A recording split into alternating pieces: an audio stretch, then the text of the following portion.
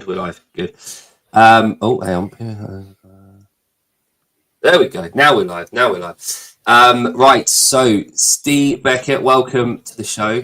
Just getting rid of this clicky bit. Hang on a minute. There we go. Right, my screen's free.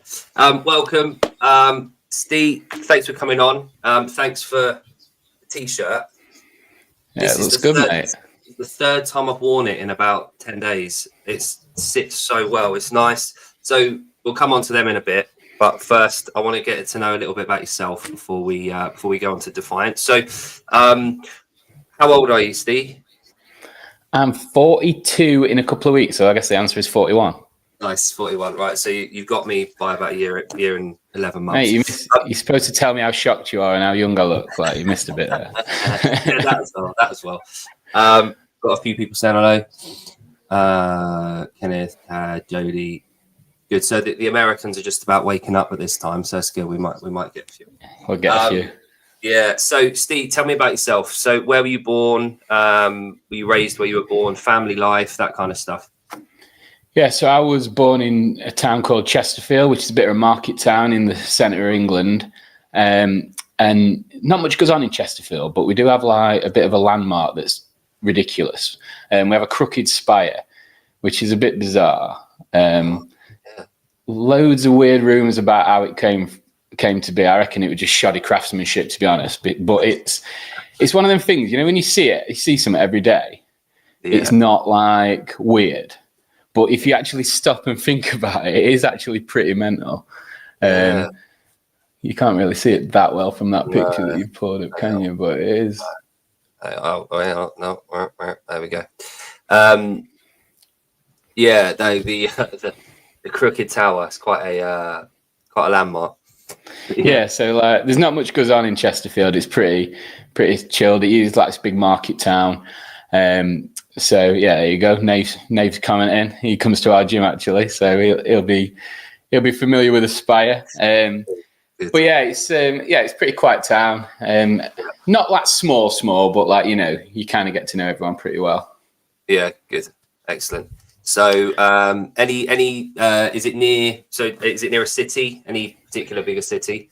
Yeah, Sheffield's the nearest city to us, and we're only about an hour and 20 away from Manchester as well. So it's pretty good, and we'll probably come on to it in a bit. But in developing the brand, being central in the country and then getting out on the road was pretty cool because we were never more than about a 2.5 hour drive from anywhere.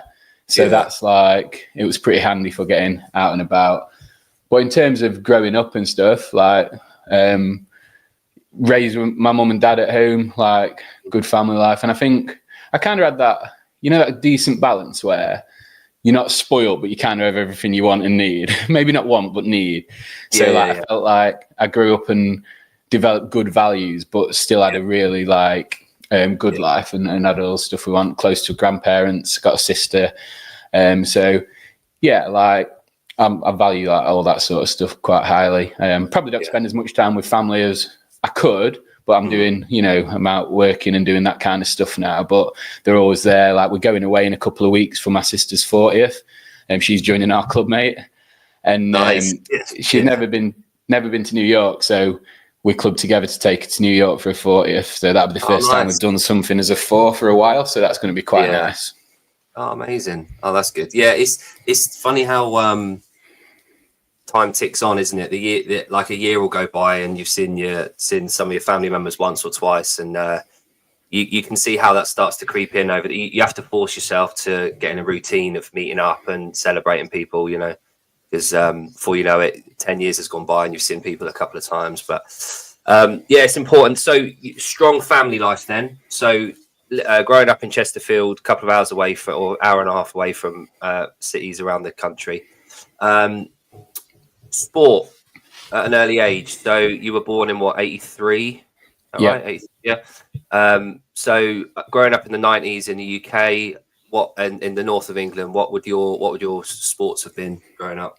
Mate, it was just purely football. Like, I swam a little, but football was the thing. Like 1990 World Cup, Like I got the bug and it just never left me. You know what I mean? I was like massively into it. Every waking minute, my mum and dad took me everywhere. We played Saturdays, played Sundays, trained 3 nights a week. You know, they were like the best taxi service ever, supported with that.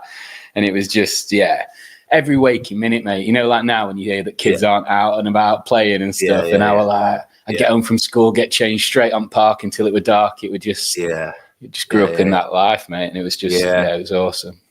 Yeah, and without it, I know we're both in our 40s now. I'm only just in there, but without sounding like the old men harking back at days gone by, I think I'm pretty sure our generation of, like, let's say 40 plus, we're the last ones that didn't really have mobile phones or cell phones growing up. Like I got my first one in 2000, I think it was. So I'd have been 15, 16. Like you'd have been 16, 17. Like you've gone through pretty much the majority of your childhood into teens, approaching adulthood without access to a mobile phone or having access to, you know, your smartphones. I think there's quite an obvious divide there. And it's sort of, it's up to us to pass on that to our kids, you know, if and when we have kids. It's those values of actual face-to-face getting out. And I'm very, very fortunate where I live. We moved here a few years back. We've got fields just around our houses. So, and there's about 10 or 12 kids that live, you know, down our street in the end of a cul-de-sac near a farm. And they just literally, soon as the bell goes from school, all the kids come home. I homeschool mine. They are literally change clothes out, and they're out till the sun goes down, you know, and they're just playing out, not an iPad or iPhone in sight. They're just out playing, jumping out of trees. The hardest thing for me in that instance is trying not to tell them to stop. You know, if my boy's climbing a tree, I'm like, all I want to do is say, get the hell down from that tree. I'm like, I've listened to too many Jordan Peterson seminars where he says about letting them do it. And I'm like, okay, fine. Just jump out of the tree, see what happens. Another is learning a valuable lesson there, isn't he? Yeah, exactly. And I can't count the amount of times we've been to hospital when he's been glued up. But at the age of 6, like I'm not going to change that behaviour too much, and I want him to. And where I live on the Isle of Man, like the TT is here, like in 6 weeks. So the whole culture here is just mental. Like everyone all year round, kids are flying around on bikes. There's just, you know, the hospital's made up of kids getting glued up. So it's part of the culture here. So it's important for kids to be able to do that and just play and be morons just and hurt themselves. So playing football or soccer for the Americans, what position did you play? How far did you get? Was it more recreational? No, like, I played to a pretty good standard. I played up front and I just had a knack of being able to score. So like it was just like, But I think, like, again, this is something I'll probably come on to like later, mate. Like it was weird because I loved it more than anything. But you know, when it came to the crunch, I just never had the discipline to sort of go to the next level with it. I had the ability, I had the backing, I had the support, but I just, you know, when it came to just being about me and what I really were willing to do, I kind of pissed it at wall more than anything. From like 15, 16, when you're at that crucial age of it's time to sign, I had opportunities and I just didn't bother. And that's something that I think, like I say, I've developed over my life, is that ability to be disciplined in what I'm doing. And it's weird because I look back and think, right, you always think what might have been, but then, you know, when I get to where I am now, and there's still so much that I want to do and so much that I'm going to do, but it's like, I feel like I wouldn't have been able to be who I am now without making those maybe wrong decisions at the time, and not doing what I, you know, now know to have been the right thing. So it was weird because I loved football more than anything, but even that wasn't enough to give me the discipline that I've now seemed to have found. And it's just a weird one for me, that when I look back.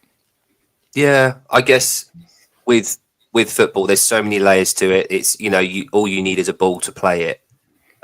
You could go out, there's different disciplines. You can go out with your mates in a field. You've got organised teams. You've got the kids route. It's very formal. You've got the World Cup every 4, Champions every 4. You've got the whole shebang. It's professionalised. You've got everywhere all the way up.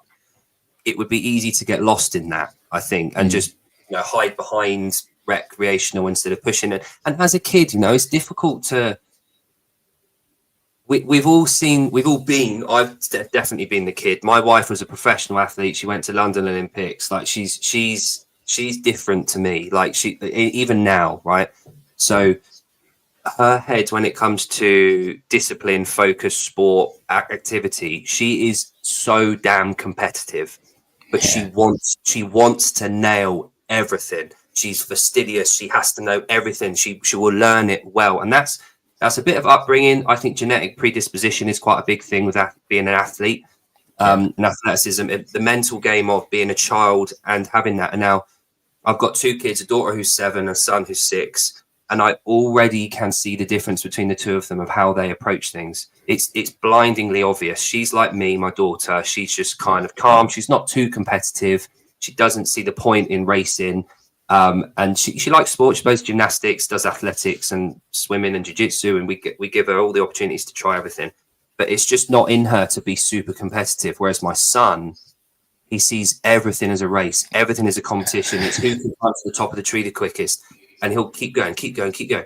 And I can see how, looking back as an adult now, you can mold, you can change, you can talk, you can help with discipline, you can help with focus, give tools.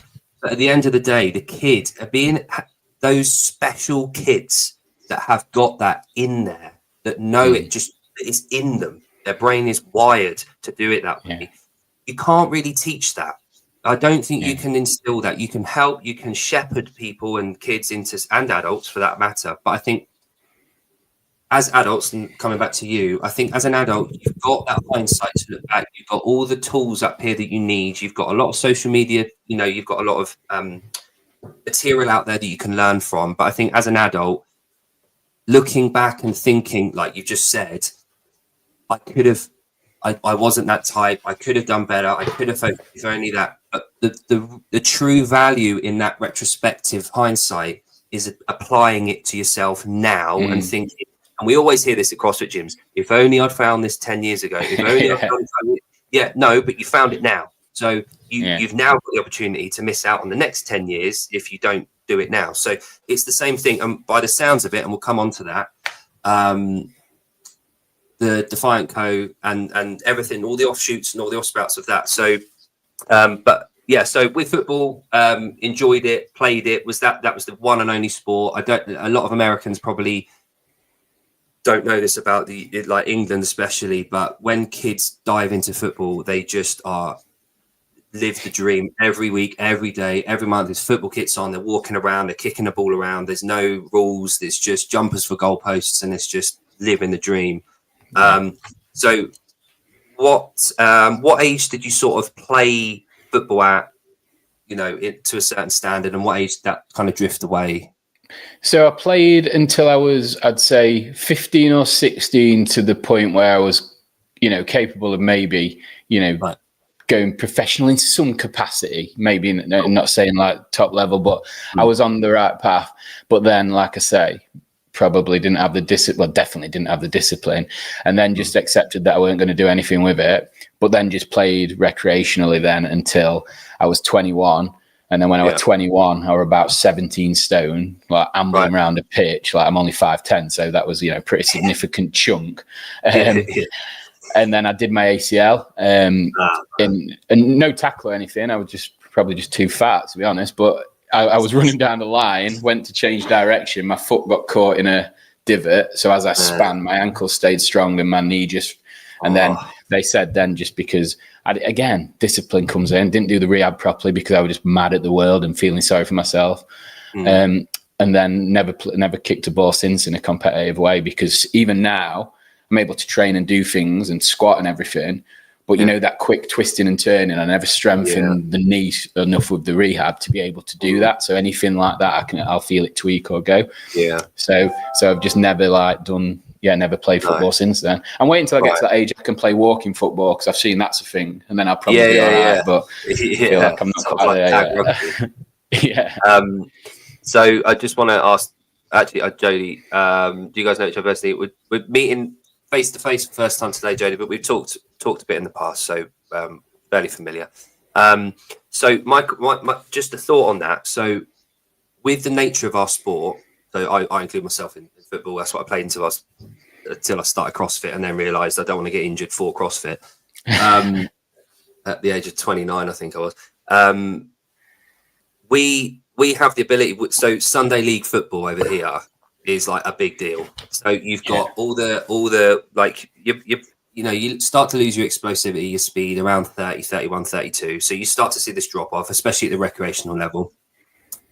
But we've got a Sunday league. So Saturday league's more like the semi-pros and the better players. The Sunday league is up the park. You've got the goalposts up there. You have the 35 plus blokes all the way up to bloody 60s, and they've got no business playing football on a Sunday morning. They turn up, kickoff will be like 9:30. They'll turn up at 9:15, smoking a fag, so a cigarette. They'll put that out. They'll finish off their coffee. They'll touch their toes. They'll sprint up and down a couple of times, and the ref will go, and it'll be time to start. And then they wonder why their hamstrings are blowing out. They've got no. They shouldn't be there, basically. Still half cut from the night before as well. Yeah, exactly. But there's a culture that's always been there of the Sunday league football, and I never played Sunday league because I knew that I would get hurt, so I just stopped. But in the US, is there a sport like that where I'm thinking about men because I'm a man, but adult men can continue to play through? Is there like not NFL, American football recreational league for adult men that carry on? Because from what I can gather, I've never seen any from the American CrossFitters that I follow and speak to. I don't know of any of them that actually carry on playing a sport into their 30s and 40s.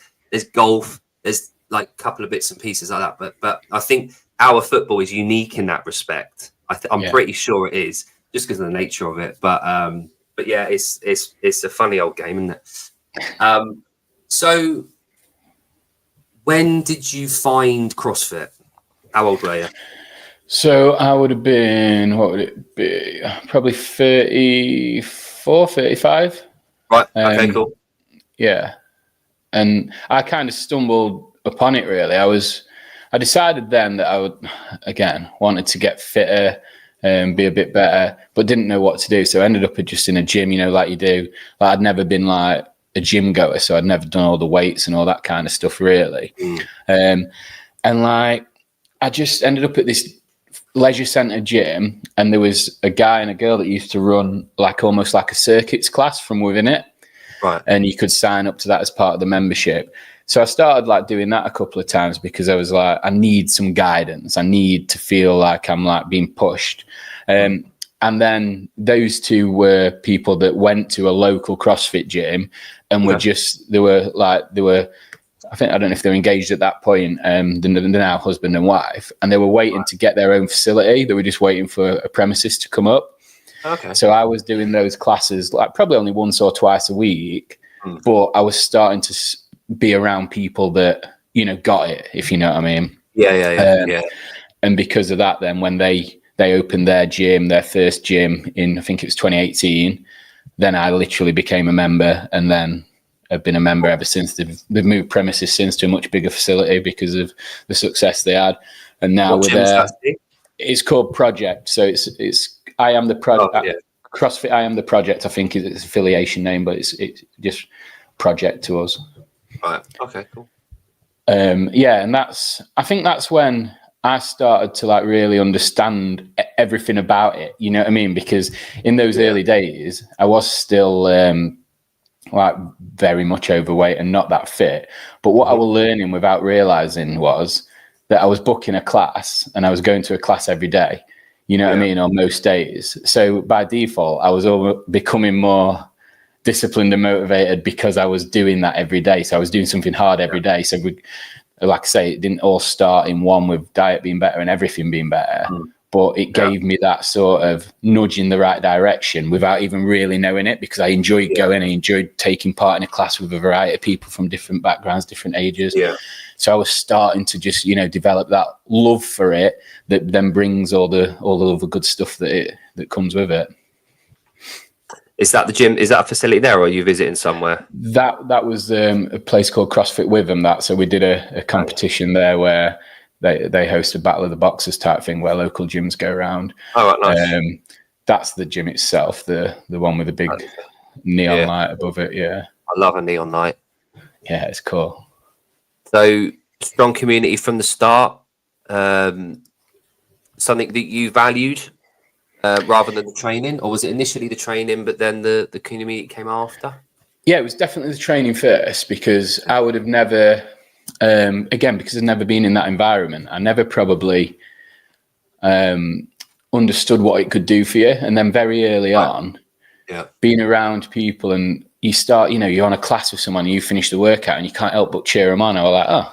Yeah. And it used to, without this sounding bad, I used to be like, I could never understand why I cared about this person's workout that I didn't know. Yeah. And then it just sort of snowballed from there. And now it's like we'll come on to in a bit with the affiliate series. Now it is like, it's so community driven. It's given me so much that, a community is only community if you put back in as much as you take out, isn't it? So exactly. It's about doing that with what we can. Yeah, no, for sure. It's funny, like obviously we both know affiliate owners, and we speak to them. And the more that you're involved with CrossFit and the longer you get involved with CrossFit, you realise that the community is key to everything. I've rewatched and found a video of Khalipa talking from 2016 when he used to do his box to business to box series, talking about that. And the more you understand CrossFit, the more you realise that it is community. It's two things. It's that and the community. If you've got those two nailed at your gym, you're doing all right. So Defiant Company. Let's talk about how that sprung about. So how long? What year? What was the inspiration behind Defiant? Why the word Defiant? How did that come about? So I launched the Defiant Co. It went live in 2018. And it was basically, it was in joining the gym, I started to, because if I had free time before I started to become a little bit what I'd call better, it was, I was just doing self-destructive shit, you know what I mean? I'd be out, I'd be getting pissed, like partying all weekend and stuff like that. And then as I started to realize that, maybe that weren't sustainable, I thought I needed to fill my time, because I don't do well when I'm bored. You know what I mean? Boredom is like my enemy, as it is with most of us. So I was like, what can I do? And then at our gym, there was no one that did teas. Most gyms have someone that do teas. And I'd been to a few comps and seen people selling teas. And I always thought the quality was like not the best. It was almost like they were trying to sell one tea to everybody instead of trying to sell multiple teas to everybody. And I bought a couple, and I just thought they were a bit shit. So I was like, maybe there is a gap in the market to kind of try and produce something at a box level initially, I was thinking, with a bit more quality. And then sort of, if you'd market that in the right way, then see what I can do with it. So I did that. And very early on, I spoke to a mate of mine who's, I think he's a pretty good businessman. And I was saying, this is my idea. He says, there's legs in it. He says, but when you come to name it, because when you develop clothes in a CrossFit space, your initial naming is, you think, right, let's call it something to do with a box or fitness. And then you kind of pigeonholed a little bit in, where the business can go. And he said, well, whatever you do, just make sure the name that you select isn't something that just means you can only go in one direction with it, because it saves any rebranding down the line. So then when I was thinking about names and such, like I've always been defiant by nature. Like my mum said it since I was a kid. I've always been like, more like, like some people have a negative perception of defiance, but to me it's like just questioning everything, like not just doing what you're told for the sake of doing it. Other things you have to do, of course, but like be inquisitive, make your own path, don't just follow what everyone else is doing. And that obviously bundles up into defiance. So I was watching, have you ever watched the program, the Defiant ones, with Dre and Jimmy Iovine, and talks about their story? No, I think so. It was a Netflix special, and like Dr. Dre's obviously like incredible life. Oh, yeah. I know. And I was watching that, and then obviously the name was the Defiant ones. And then it all just sort of clicked, because not only is, like I say, I've always displayed defiance in my life, but then watching how those two had done what they'd done, they'd been defiant, which is why it was named that. But it was like, it seemed to just stick with me. It was like, right, hard work is defiance almost. Yeah. Wanting more is defiance. Being more is defiance. CrossFit is defiance. And it was like, right, it's defiant. So then I was like, well, the Defiant Co, because then it gives us the broad range of, Co short for company, of doing anything within that. And then the cool thing about that was it meant we could lean into that message in our designs or in our slogans and stuff. So at the moment, like the tee you're wearing, proudly refusing to obey authority, that's one definition of defiance. And that's kind of cool because you can have a bit of fun with it. If you want to be a bit controversial by today's standards, like everything is, you can say, oh, we're just being defiant, and kind of have a nice little joke about it. But also I don't know, I named it after that for that reason, but then I've kind of grown into it and become more of those things that the brand stands for just by default and by having the brand. So that's been cool. And I didn't mention at the start that I initially set it up with my dad. So that was really cool because it gave me and my dad something that was just ours, you know what I mean? Because like dads in most families, they're the quiet voice, aren't they? You know what I mean? Like the mums are more prominent. Dads just do anything for an easy, quiet life. So for me and my dad to have something that was ours was quite nice. So he was like very much in the background. He'd do all the postage and the orders and the accounts and the business bits and bobs like that. And I'd do the front and center stuff because he hated that stuff and I wasn't that interested in the stuff he did. So it was like quite a cool little combo that we had together.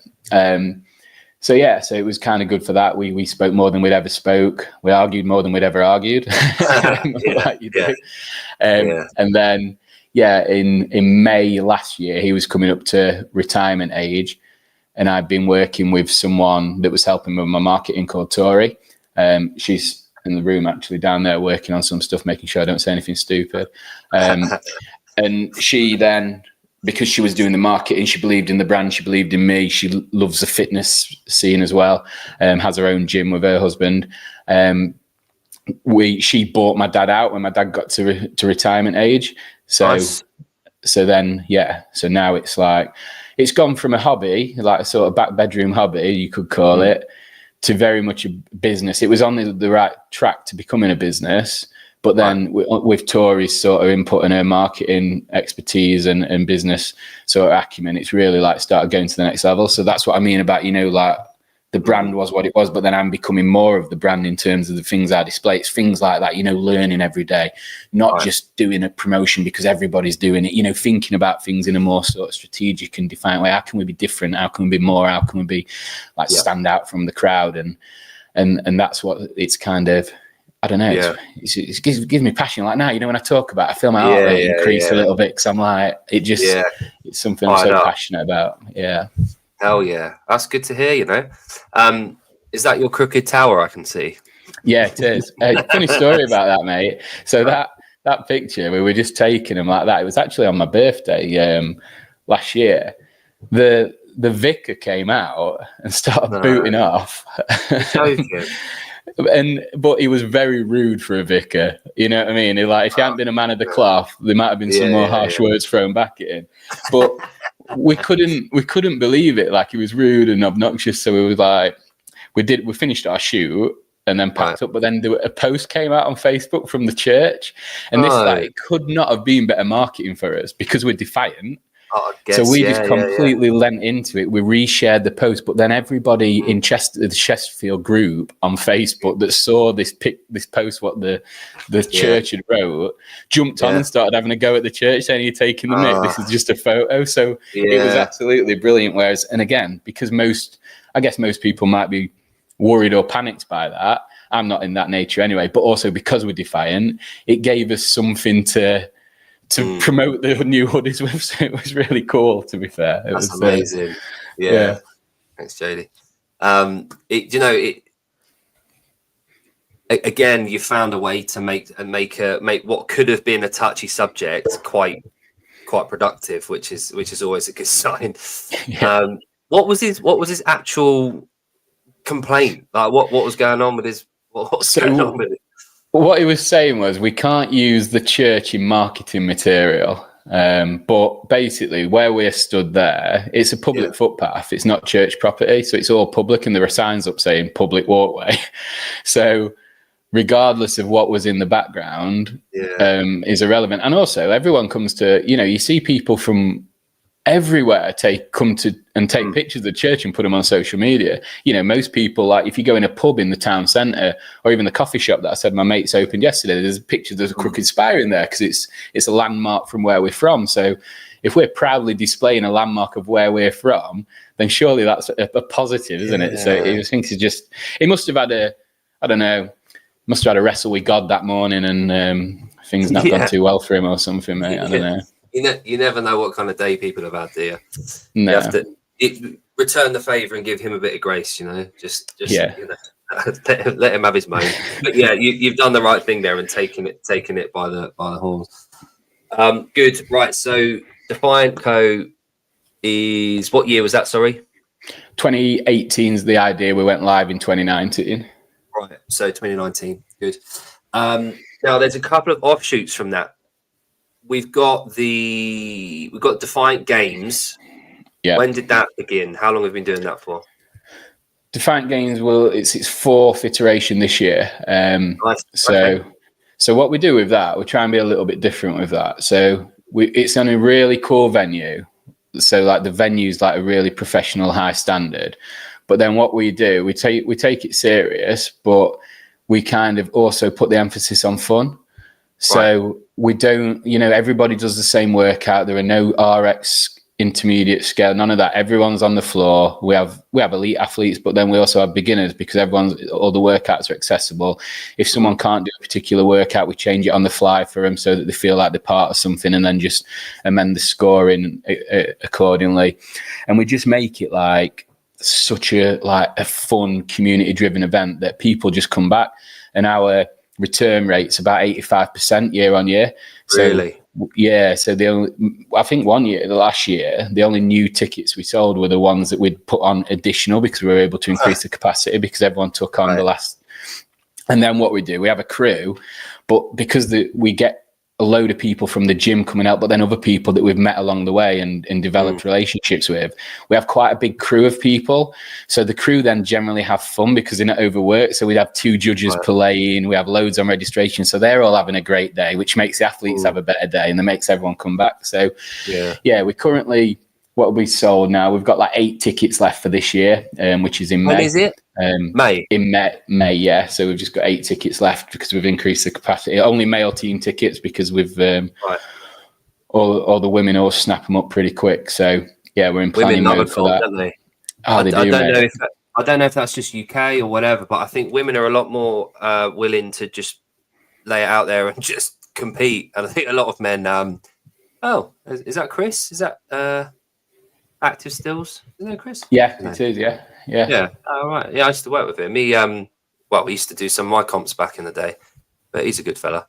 Sorry, just so a question for you. So I was going to ask this to the Maltese lads, the Maltesers that I spoke to yesterday. Yeah. Your comp kit.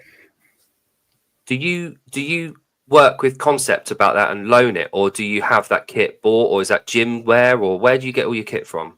So what we do is Concept. It's just down the road from us, about an hour and 20 minutes away. And if you provide your own haulage, they just rent you the kit as long as it's returned in the same condition as what they loan it out in. But the other kit, we've flirted with the idea of like starting to buy kit for it. But there's another competition called Midlands Fitness Games, and we have a really good relationship with the guys that run that. They bought all their kit outright. Right. So what we do is we just rent their kit for them. We kind of gave them a bit of a business model for it because I was like, what do you do with your kit when you're not using it? Because they have 2 or 3 comps a year. And they're like, oh, it's just in a lockup. We don't do much with it. I was like, I think you should. So we have a good deal with them. They haul it over. We pay them up. And then we use their kit. Yeah. And it's cool because of the nature of the comp we run, because we've said it's like all inclusive. We don't have any rig. We don't have any high skill. So we don't need loads of stuff. It's just a really good engine test. So we use machines in most of the workout. The stadium's got a track around it anyway. So we use the track. Where is it? So Sheffield? Yeah, Sheffield, which is handy for us. So it's just over the road. So if you look at that floor, it just looks good, doesn't it? Yeah. That's really And well set up. we do an acid bath every year. We do acid bath with all the machines, and so we've changed it up this year. We've only announced one workout so far, but it's 2 minutes on, 1 minute off on each machine. All three of you working at the same time, then just swapping in the minute. That's the only workout we've released so far, which is going to be a burner. But yeah, that's the kind of tone for the comp. That kind of workout, just good fun, hard work. Everyone can do it. It's gonna hurt, but you can do it, sort of thing. Yeah, so I'm just going to click on this just to look at him for. That's Ethan Yates, one of our ambassadors. He's a photographer's dream. I think most people like to focus on it. He gets up baby oil on before he goes out on floor, mate. It shines himself up. We've all been there. I am.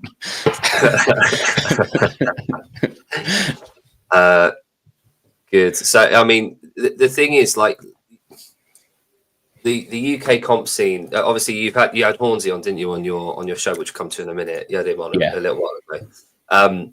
In my opinion, my humble opinion, one of the best event organisers we've got over here. Battle for Middle Ground, at its roots, and just continuously just nailing it every time. I've done a few. I've sent athletes to a few. I've taken community members to a few. It's just he. And I love his attitude towards everything. He's just miserable old git that just walks around telling people to shut up. And it's exactly what competition organisers need to be like.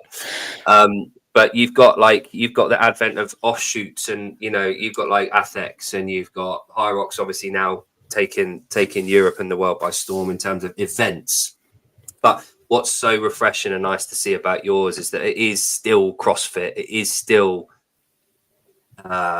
all inclusive, but it also looks like an old school CrossFit comp with a biker get thrown in the mix. But it looks like that feel of what we got used to a little while ago, and it's nice to see that rather than doing anything glamorous or anything like brand new or trying to reinvent the wheel.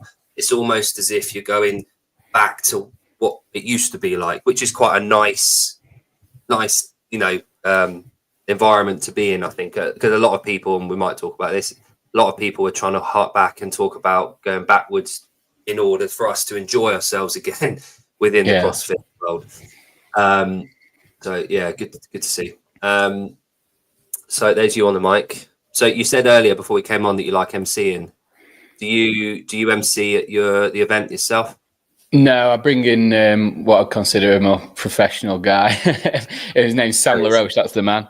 He does some stuff for Hyrox and that. He's just brilliant. And plus for me, I want to be able to do the firefighting and all that stuff. If I'm on the mic and I see something going wrong, it just detracts from the experience. So I get on the mic at the start just because I like being the center of attention a bit and do the briefing and all that. But then after that, I leave it to Sam to crack on, and I can just go around making tweaks, talking to people, because that's the key thing. Like I've brought in a couple more people to help more take more of the lifting off me. And then last year, I'm just walking around with the people, talking to athletes, getting that in the moment feedback, just being part of the community. And maybe that's why they keep coming back. You know what I mean? Because you can address issues in the moment, or you can have a laugh with people, thank them for coming. Last year I was talking to one girl, she'd even had her nails done, and they said the Defiant Games on and stuff. And it was just, if I'm just stuck in a corner or on the mat, you're not going to see those little bits and bobs. And it was just, I just like being able to do that.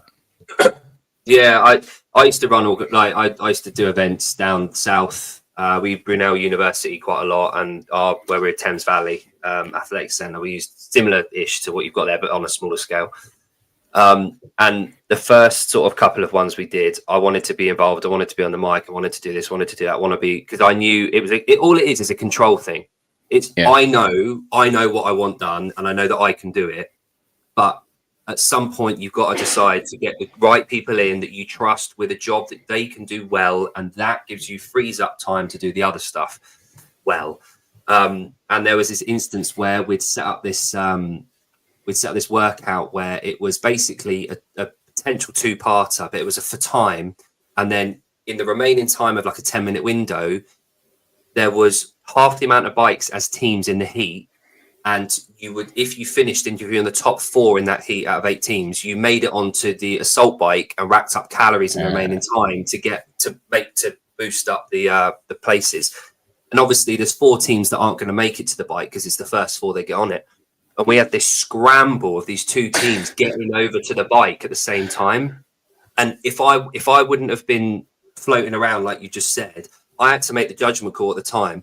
I had to tell these 2 fucking angry scousers that with chests this big and like everything, that they weren't going on the bike, and they had it in for me for about 2 minutes, screaming at me.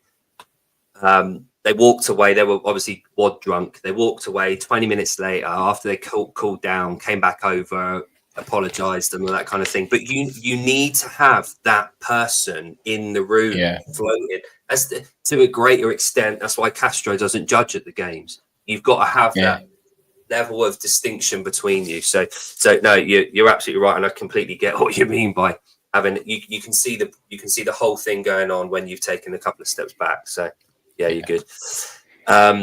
So Defiant Games, excellent. Defiant Company is going really well, up and obviously it still is, but at this point when the Defiant Games is introduced,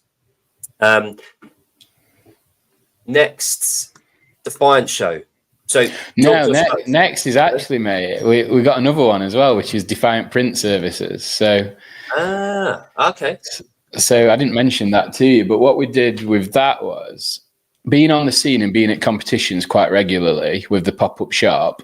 We had people start coming to us and saying, can you do me some teas for this comp or for the gym and all that? So I was like, right, well, that's like starting to gather legs. So we created a company for that called Defiant Print Services.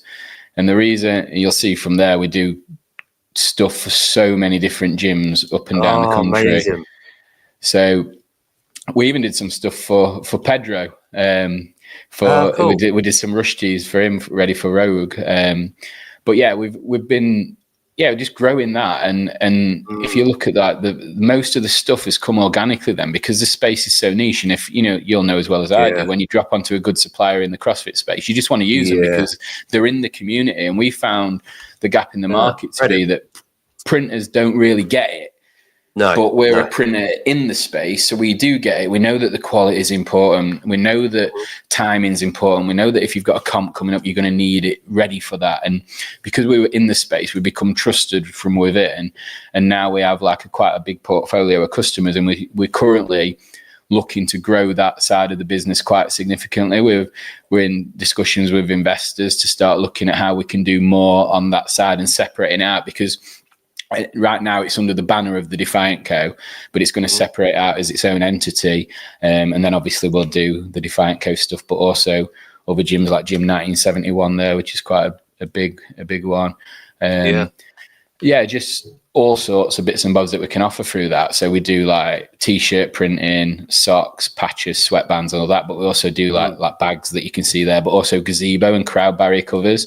So as we start to refine our offering, we could be like a one-stop shop for a comp. So you need your barrier covers, you need your judges tees, you need your giveaway patches. We can do all that, so they can come to us for everything and be confident that it's all in one place, as opposed to having to go to multiple different suppliers for all of it. So oh, that's excellent.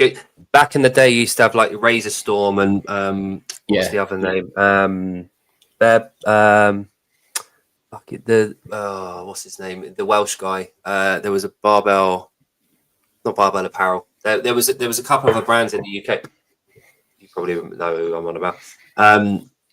But they used to do the box printing, and it was all tri-blend. It was all right. You got a tri-blend. Everyone wants tri-blend. After a month of wearing tri-blend, they absolutely stank, because all anyone used to wear, because anyone used to have like one t-shirt.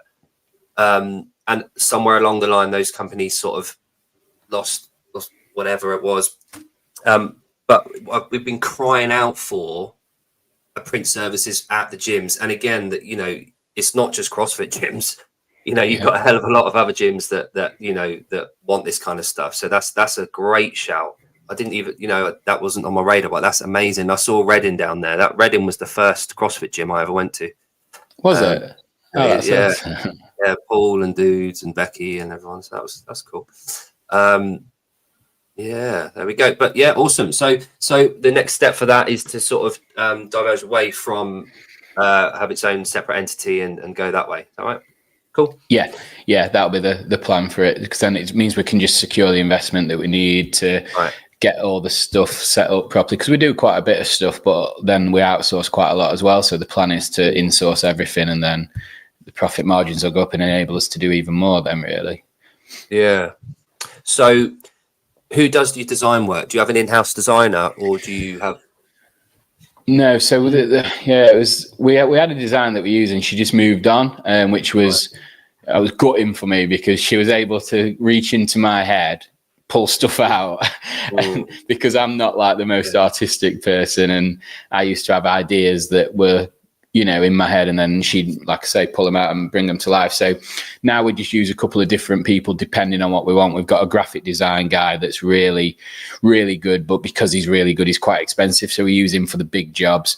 But then the smaller ones, we tend to like recommend that, you know, if someone's wanting branding done, just rather than us do it for them and charge them a premium, which we'd have to, we just send them to places like Fiverr, and just to help them, because like I say, because we're in the community with them, we're not trying to fleece them, right? Rather than us have to do that for you and charge you X, Y, and Z using our graphic designer that we use for the Defiant Co that charges an arm and a leg, go here, give them clear instruction, and you know, they're pretty good. Fiverr helped me with the Defiant Show logo. You know what I mean? If you go to them with a brief, you're going to get good quality work done for cheap, and just some people just don't know that exists. So we just try and do that. Yeah. Jan's just asked, what do you print on? I'm assuming he means material. Yeah, well, if it means material, we print on absolutely anything. But if it means like machinery, we'd do a variation of screen print, direct to film, vinyl, anything based on what the customer needs. And, you know, what print method we use is determined by the volume that the customer wants, because screen printing's, you know, really good if you've got a massive amount of printing to do, but it's not so cost effective if you just want ones and twos. And to help gyms be able to do what they do, we don't have a minimum order. So if a gym comes to us and says, we only want 5 shirts for this comp, we do it for them to help them out. So it's not like a case of just like having like, you know, needing 50 or something. Yeah. No, that's good. It's a good shout, because obviously not all the gyms are going to have to put wanting to put in 100 units, and that was always the frustrating bit. You know, you might have a couple of people come into your gym and say, "Oh, you know, we want," you know, and you've got an order of 5, and you have to say, "All right, well, we're going to have to wait 10 weeks until we've got X amount of people to fulfill the order." But if you've got someone like yourself who's got no minimum order, that was always the big thing about. I remember Razor Storm early on, like 2013, 14, it was always like a minimum requirement of like 30 shirts. So at the time, obviously, it was cost effective for them to do that to survive. But yeah, anyway, no, good shout. Looking forward to that then. That'll be good, and I'll be sure to recommend that, because that's a game changer. And the whole point in this channel and this show is to promote and to elevate everyone in the space, so that we can all share practice, share good ideas, and grow our kind of corner of the industry, which is also obviously a big, you know, a high tide raises all ships. Yeah, exactly. So that, and then is the next thing the Defiant Show. It is, yeah. No more curveballs for you, mate. Yeah.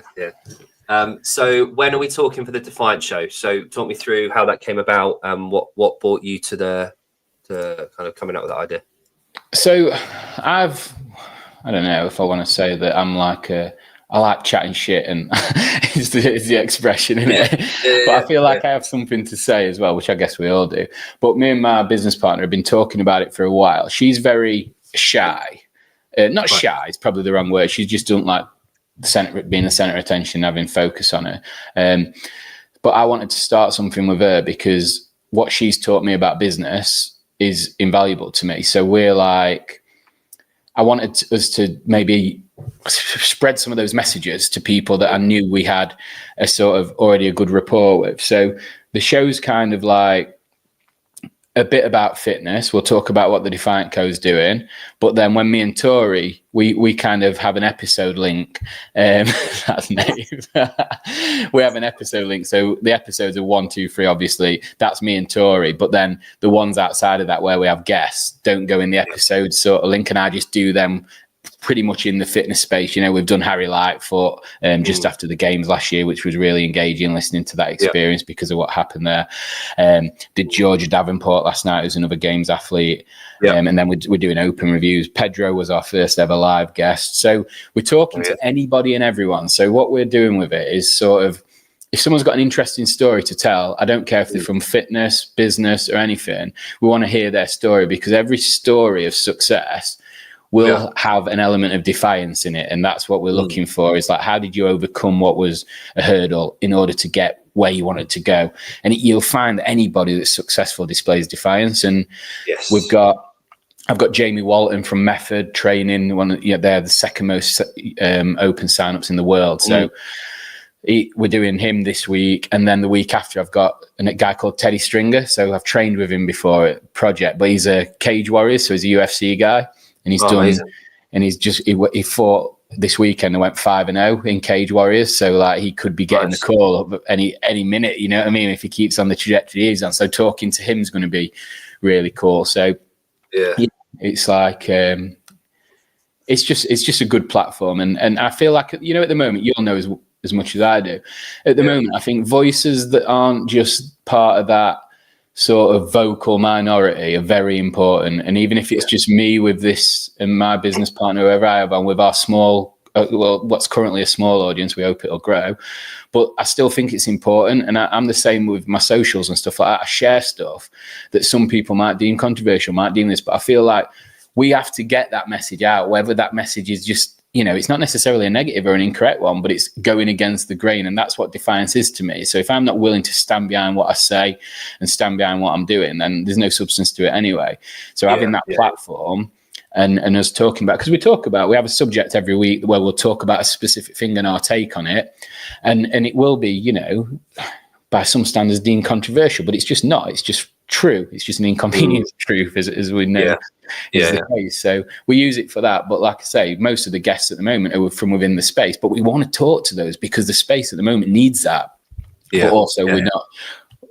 And also, like, listening to the Savon show, listening to your show, listening to Coffee Pods and Wads, listening to Barbell Spin, they're all like, they're providing such value in what they talk about, even if it isn't like necessarily something that you normally listen to. There'll be a nugget of information or something that just maybe changes the way you think. And that's helped me massively in the last probably 5 years. I'd say I've very much been red pilled in that time. And it's because of those platforms. So if we can help anybody, see through the shit and see what's actually real, even if it's just one person, then it's important to do it. And I'm passionate about that as much as I'm passionate about the brand and about fitness and everything. I think there's a tendency, and I'll come back. I'm not saying this is us by any means, obviously. My granddad used to say, "Empty cans make the most noise." When I was being the gobshite as a kid, empty cans make the most noise. Thick Mancunian accent, and at the time I was like, all right. As I've got older, it's really reigned true, and especially the last 5 or 6 years. So there's this thing where we only ever hear the loud noise from the empty cans, the people that don't really have much to say. And the last couple of years, what I've kind of found is that it's almost like the other end of the spectrum, the people you actually want to hear from to share some balance and actual wisdom and actual value and contribution, have now picked up a microphone and gone, oh, all right, we'll join the party, and actually started talking. And it's really refreshing to have that, to hear people with counterculture arguments or counter perspectives, defiant perspectives that aren't what you've heard vocally, and then you go, yeah, he's right. But some of the time you might hear it and go, no, I'm not on board with that. Or no, do you know what? I respect his opinion. But I think honesty is always something that you're going to admire. No one dislikes honesty. You might dislike the fact that they're saying something against what you said, but when you have a voice of someone like you think like your Rogans, you think your Petersons, you think of your Goggins, you think of all these people that have come up to the surface in the last 5 years, you know, strong masculine voices, but there's so many others like Savant, that you might not enjoy or agree with everything that they say, but they've got the integrity and the trust that what they're saying, they genuinely believe, and they genuinely think it's for the betterment of, and there's no ulterior motive. There's zero ulterior motive to what they're saying. They just want to talk. They just want to talk and like adults, you know, and put it out there and let's have a chat about this. And here's the big one: be willing to be wrong. Yeah, they're willing to say, I don't know the answer to this. Can someone please correct me? Which is the way that we should be, rather than just going okay and just retweet and black squares and I'm out. It's like, well, have a think about it. Like, you know, delay your judgment. Have a listen to all the voices, all the opinions, and what's nice about our particular space in the last year or so, and more than that, is that you're getting more voices, you're getting more opinions, and not just the people agreeing and nodding and saying I'm out. You know, there's some balance in the force, which is great. And a show like yours that delves into different topics and subjects and has that kind of defiance message. You know, that's always a good thing. And again, the other thing is, if you listen and don't like what you hear, it's all right. Just don't listen then. It's fine. So one of the things that you touched on then a little was like, we did a year review, me and my business partner, about what we'd learned throughout the year. And one of the things that I said was my key learning was last year as it was the first year I'd really truly accepted that I know fuck all. And the moment I accepted that, I got so much better and I started to learn more and more. And it's that mentality, isn't it, of just like being open to listening to other people, whether you agree with them or not. And like you said, as long as, you know, if you always speak the truth, but your truth, like as long as you're saying what you believe to be true, then it can't be questioned and nobody can do anything because you're settled in the substance. And that's, I said it on our podcast, that's why Trump won, because sometimes he comes out with what could be considered like outlandish nonsense, but I genuinely believe that in the moment he believes that to be true. And people resonate with that. Whereas when your Kamalas or Joe Bidens get on and they start just saying stuff, you're like, you don't even believe that. It's the same in our country at the moment with Keir. Like, we know he doesn't believe it, so he immediately loses credibility. So it's like, if you use a platform and only speak what your truth, then nobody can really throw rocks at that. And I think that's the key to all of this. Like, and that's what our show will be about. Yeah, no, and you're absolutely right. I don't really delve into politics too in terms of the actual weeds of politics, but top line absolutely nailed. And I believe the thing is red pilled. I keep hearing people say that, and I kind of roughly know what they mean, but I don't really. Well, mate, for me, in lockdown, right, there was obviously not much to do. I have a corporate job, so I was still working, but I was working from home and there wasn't that much to do. And one of the only US news channels that we can get in the UK, you'll know, is CNN. And I used to watch that, right? And at the time, I was pretty indifferent to what I thought about American politics. And in watching that, and how every single day was a full-on assassination of Trump, I was like... It had the opposite effect on me. So I think if you are able to think for yourself, it helped me in those moments, because I was like, hang on a minute. This is weird. Why are they constantly having a go at this guy or this policy or this? And I was like, and it helped me learn to think a little bit, because it forced me to, because I didn't want it rammed down my throat. I wanted you to give me the news, not my opinion, and let me form my own opinion. And that helped me think a lot. And I think that's helped develop the brand. It's helped develop me personally. And like I say, it's helped me develop that skill of knowing that I know nothing and wanting to know more, And most people watch that. And if you're watching that kind of show and that rhetoric that's been forced down your throat and you're not able to think critically, it has the adverse effect and makes you scared and makes you not want to leave the house and all that. Whereas, you tell that message to the people that do have something, and it has the opposite effect. And like, I think generally from that moment, I've come out and I wanted to be a little bit better every day, whether that's business, fitness, personal relationships, everything, because of those moments when I was kind of, almost trying to be pushed down one path. And again, that's when the defiance comes out and the message comes out. It's like, no, I'm not doing that just because you tell me to. I want to know why. And if you can't tell me why, then I'm going to go a different route. And that's what we've done ever since, really. The phrase critical thinking that you just threw in there, it's funny you say that, because I think I'm a firm believer the last sort of like 5-6 years since, you know, the lockdowns and everything, there's been this big push for people to in the spaces and the spheres and the books and the media that I see, critical thinking has become a thing. It's almost like this buzzword that, but I initially I didn't really know what it was. However, I've kind of taught myself and learned about it all, and it's something that like I said, I homeschool my kids. It's something we talk about a lot. I want them to be able to think critically, to assess, to understand, and make their own judgment based on objectivity. Obviously, I talk about the difference between subjectivity and objectivity. It's important that you have both. However, you've got to think for yourself based on evidence, and that's one thing I think that's the bounce back is coming through now from having a lot of subjectivity and a lot of, like you said, telling me my opinion. I think we're going for a bounce back. That anti culture that's coming through now is really it's like you said, it's I think it's probably why Trump got in. It wasn't necessarily how good he is, it was how awful the other people are. That's what's going to happen when you have a two party option. So it's like here as well. I mean, we're not, I say here, we're not in the UK, but in England and Scotland, where you're gonna have a pretty similar outlook over the next few years, I think. But sorry, I know I'm rambling on. So here's the main point that we wanted to talk about today. So the Defiant series that you've got coming up. Yep. Where did the idea for that come? And can you talk us through what we're going to see and what's going to come from that? Yeah. So something I mentioned earlier, actually, and it leads into it quite nicely, was like, if you're a part of a community and you only take from it, you're not a part of a community, you're just a dickhead.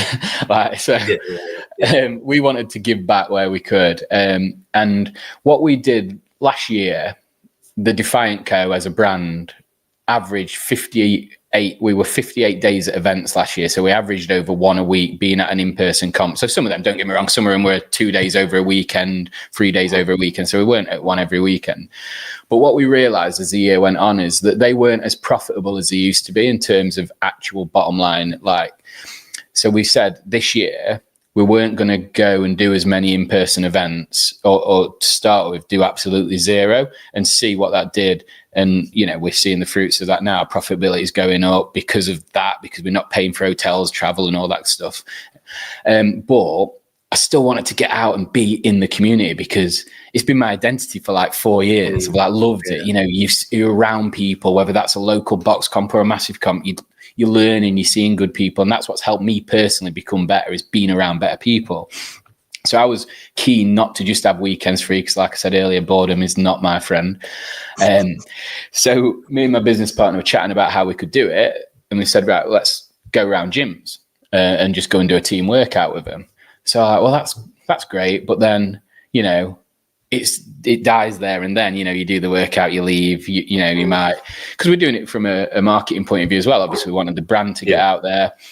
So you might sell a few teas, but then it's done. And then we're like, well, maybe we can document it. And then at least we've got content that we can share. And then the wheels start turning. Then you start to think, right, well, if we're documenting it, let's make it about the gyms rather than make it about the Defiant Co. We'll obviously get the exposure because we're part of it, but the gyms are what are important. And then when I started thinking about that, it was before they open, I'm thinking, what has CrossFit done for me? And it's like, it's done everything. It's given me everything. Yeah. And therefore, why can't we tell that story? Because at the moment when CrossFit's got, polarizing views of whether it's this or that, the affiliates suffer. And it's the affiliate level. CrossFit to me isn't like the games. It never has been. You know what I mean? I watch the fittest and walk into a CrossFit gym. And then after about 2 weeks, when I realize I'm never going to get anywhere near that level, I either leave like some people do, or you knuckle down and start to work on yourself and work on better things. And that's what it did for me. So that message has to be told. It has to be shown that this will make you better. It'll make your life better. So that's when we started thinking, right, let's really tell the story of the gym. So got in touch with the videographer that we use for everything and said, right, this is the plan. Initially, we're going to go a 6-month series. So we go around 6 gyms, 1 a month, get content, do their team workout on a Saturday, video diarise the day, and then we'll release a 30-so-minute feature-length episode with all the highlights, the conversations with the members, the conversation with the gym owners, letting them tell their story, we'll tell ours. And then what we'll also do on top is get a short promo reel for the gym for free, just give them that for housing us. We'll do some other content, and then we'll take it from there and see how it goes. And if it goes well, then next year we might do one every month, and do it as a continuous series. So we just thought it was a really cool way to tell stories. And so what we're doing is we're going up to Method first, which is one of the biggest in the UK, but we're not just going to big gyms. So, like, again, when people do things like this, sometimes they'll have a tendency to lean towards the ones that are going to get them the most exposure. But we're going to some gyms, like we're going to CrossFit Comet, which is a small box in Nottingham. We're going to CrossFit Gainsborough, which is a pretty small box. SPT, which is up north. Project, which is where I train, we're going to go there. But then the core one that we're finishing with, there's a CrossFit gym just south of us called Fossway CrossFit. And we're going to them a week after their 10-year affiliate anniversary. So nice. So that's like a really cool way to end it all for this first wave. So and what we're doing in the lead up, we're doing like giveaways for their members. And then obviously we're going to try and sell some products as well. So we're going to, in the lead up, give their members a discount code to use, and then they can select local pickup and we'll bring it with them so they don't have to pay postage. So it does help us as well. I'm not going to sit here and say we're not going to try and sell a few teas because that is our business, but we're also telling the story. And I've reached out to CrossFit UK about how involved they want to be, because with us being a brand, you don't know if it's conflicting and all the red tape around that. But Gareth, who's the community manager, he's coming up to Method for the first one with us from CrossFit UK, so that's cool.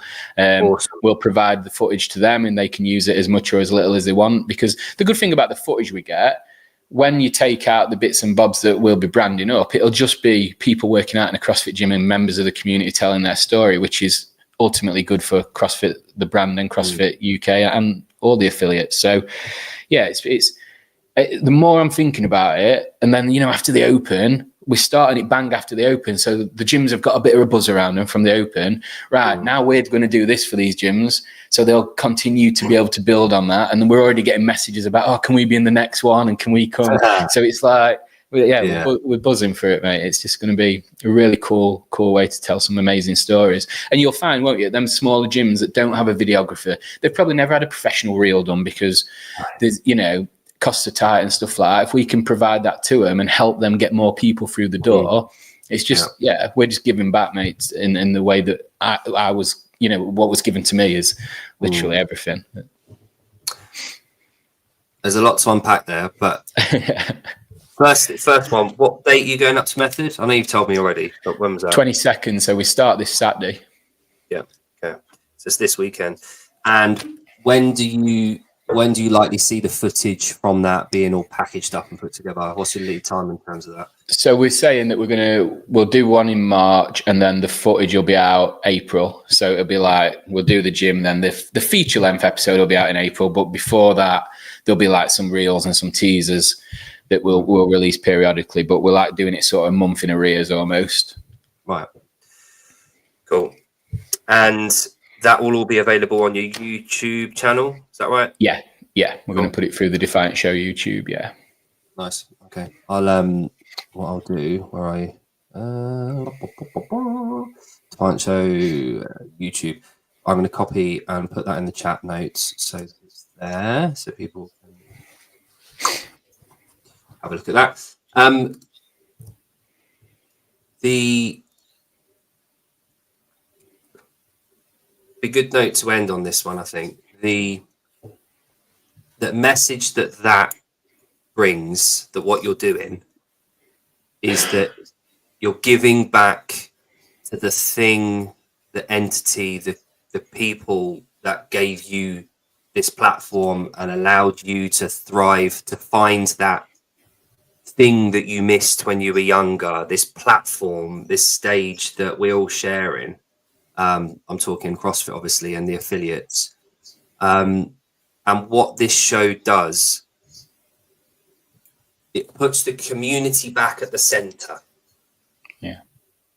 About my Defiant pen, by the way. Yeah, that's good, mate. It puts the community back in the middle. And the video that I said about Kalipa the other day, if your community is in the middle, everything sprouts from that. It can be profitability as a business. It can be athletes coming out of it. It can be recruiting new members coming out of it. It can be your YouTube channel going big. It can be whatever you want, as long as the community is central. And when we talk about community, as long as you want to be part of that community, you are part of that community. And until you distinct yourself away from the community, you're part of our community. Yeah. And I think we're going through this shift at the moment, the last few months, where people are trying to find their place back into that that community. And we're just trying to rejig it, and we're trying to find out how our community sits, and because you've got new players in there and this kind of thing. But I think we're at a really good point, and people like yourself that have got brands that I think really demonstrate that will thrive and do well.